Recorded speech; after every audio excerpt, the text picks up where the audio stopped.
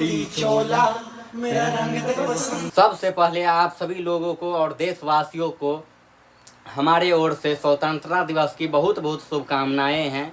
अब आप भाई स्वतंत्रता दिवस के शुभ अवसर पर आप क्या संदेश देना चाहते हैं पब्लिक को?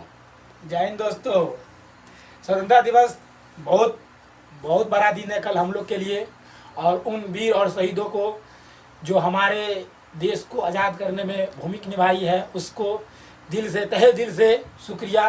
तो हम यही कहना चाहेंगे, हमारा दिन जो है बहुत खुशी का दिन है और सभी देशवासियों से कहेंगे शांतिपूर्वक एकदम खुशी मनाए, और कल की दिन खुशी का दिन है।